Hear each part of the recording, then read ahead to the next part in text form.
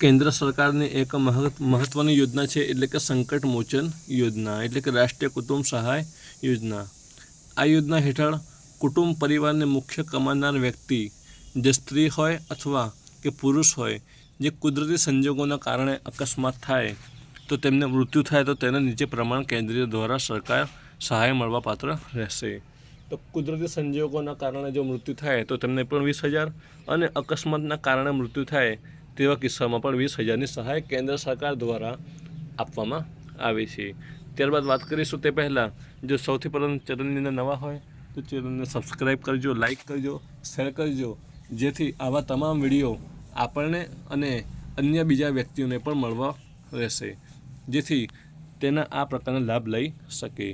तो त्यारबाद बात करीशुं आपणे के कुटुंब पर आवेल आफतमां ते कुटुंबने सहायरूप थई शकाय ते माटे उच्च रोकड़ सहाय आपवानी जोगवाई आ योजनामां करवामां आवी छे। अगाऊ आ योजना हेठळ ₹10,000 सहाय अपाती हती ते तारीख 15 फेब्रुआरी 2014 ठरावथी ते रकम वधारीने ₹20,000 करी देवामां आवी छे, एटले के 10 वर्षथी ₹20,000 आपवामां आवे छे। जो आ मृत्यु थाय त्यारे मुख्य कमावनार व्यक्ति जे होय तेमने अथवा તેમના ઘરમાં કોઈ 18થી વધુ અને 70 વર્ષથી ઓછી ઉંમરની હોવી જોઈએ તેમને આ લાભ મળવાપાત્ર રહેશે। મૃત્યુ પછીના 2 વર્ષની મર્યાદાના નિયત ફોર્મ ભરી અરજી કરવાની રહેશે, એટલે કે અકસ્માત અથવા મૃત્યુ થાય તેના 2 વર્ષની અંદર આ ફોર્મ ભરવાનું રહેશે। ફોર્મ કઈ જગ્યાએ ભરવાનું રહેશે તે તમામ વિગતો આપણે વાત કરીશું। ત્યારબાદ વાત કરીશું કે આ યોજના હેઠળ સહાયની પાત્રતા માટે અરજદાર લાભાર્થીએ ભારત સરકારની ગાઈડલાઈન મુજબ એટલે કે ભારત સરકારના નીતિ નિયમો મુજબ આ બીપીએલ લાભાર્થી હોવો જોઈએ। જો બીપીએલ લાભાર્થી હોય તેમને આ યોજનાનો લાભ મળવાપાત્ર રહેશે। જો અરજદાર હોય તે ગ્રામ્ય વિસ્તારમાં રહેતા હોય તેઓએ ગામની પંચાયતમાં એટલે કે ગ્રામ પંચાયતની અંદર अथवा शहरी विस्तार माटे नगरपालिका, मोटा शहर माटे महानगरपालिका विस्तार में रहता होय तो नगरपालिका महानगरपालिका ने कचेरी में जई अने बीपीएल ने लाभार्थी तरीके नोंधणी करवानी रहेशे। त्यारबाद बीपीएल नो दाखलो कढावવો रहेशे। जो बीपीएल नो दाखलो हशे तो ज आ फॉर्मनो लाभ मळवापात्र रहेशे। त्यारबाद बात करीशुं कि अकस्मात पामनार व्यक्तिनो पोस्टमोर्टम रिपोर्ट, पोलीस फरियाद, पंचनामानी कॉपी अरजीपत्रक साथे सामेल करवानी होय छे।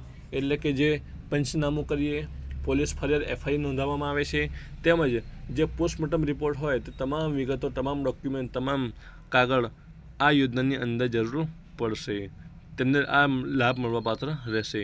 त्यारबाद मृत्यु पामनार कुटुंबनी मुख्य व्यक्ति तरीके कोईपण एक ज व्यक्ति अरजदार तरीके अरजी करवानी होय छे। एटले के घરના अंदर 7 सभ्य होय, एक अकस्मात पाम्यो होय, एक मृत्यु पाम्यो होय तो 6 मांथी एक ज व्यक्तिए अरजी करवानी रहेशे।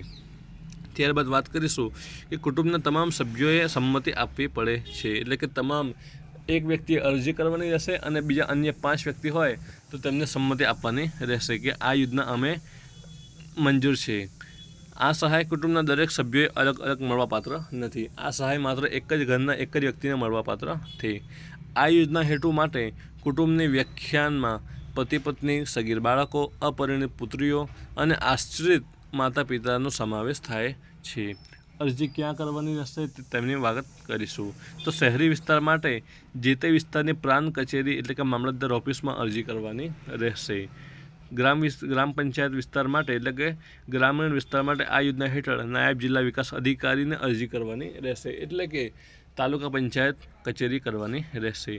महानगरपालिका विस्तार माटे कमिश्नर महानगरपालिकानी कचेरीमां यूसीडी शाखा એટલે કે यूसीडी शाखा जे हशे त्यां अरजी करवानी रहेशे।